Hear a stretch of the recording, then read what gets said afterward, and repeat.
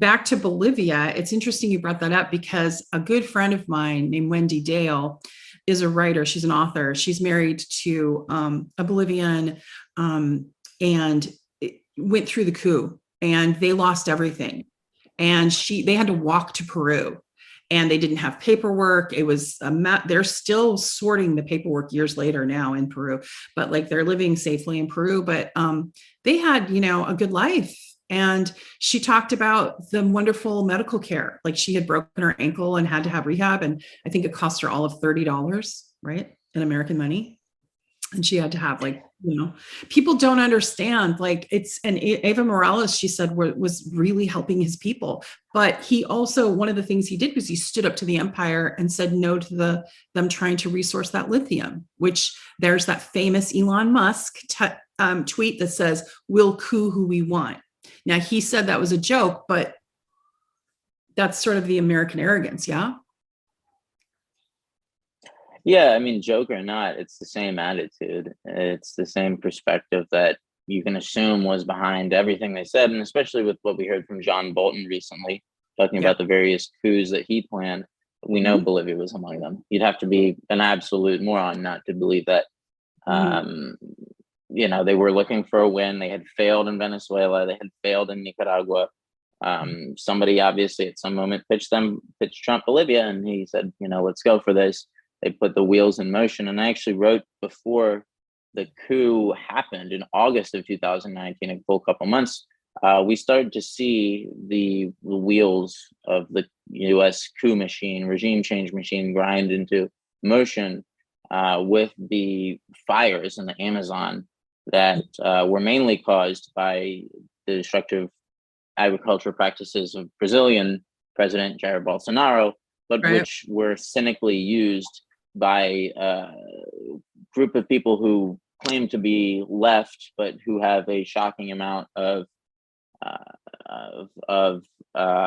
connections within intelligence-linked circles, who have just an incredibly easy time getting their articles published all throughout the mainstream media. They basically launched this campaign to blame all of these wildfires in the Amazon on Evo Morales. And this was somewhat successful. And you had basically the beginning of the attempt to remove left support for Evo Morales from among Western leftists, right? Really talking about liberals, but people who would describe themselves as left, people who would, however, be very open to this idea of some extractivist authoritarian leader. Evo Morales, this narrative that Evo Morales was once good. They did the same thing with Hugo Chavez. Once he was good, but he just went too far. And lo and behold, and I don't believe the Western media necessarily, but in this particular occasion, they happen to be right. That was sort of the narrative that came out. And the person who was in charge of this was a woman named Janice Bacadasta. She basically went to school, Harvard Kennedy School, had all these connections with, for example, Sergei Popovich, who's the head of what was called Otpor, this network of Serbian regime change activists that was activated as a part of the color revolution, really the first color revolution. So this is who she's linked up with the Human Rights Foundation, Oslo Forum.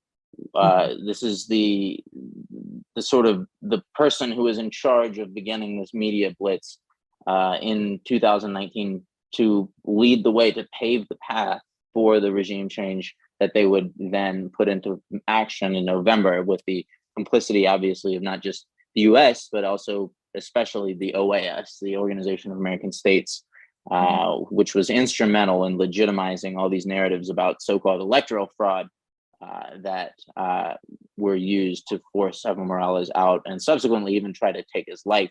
They attempted, according to a number of people who were in a first-hand position to know, they attempted to shoot his jet out of the sky as he was leaving. We're talking about a Mexican presidential jet. This is the lengths they were willing to go.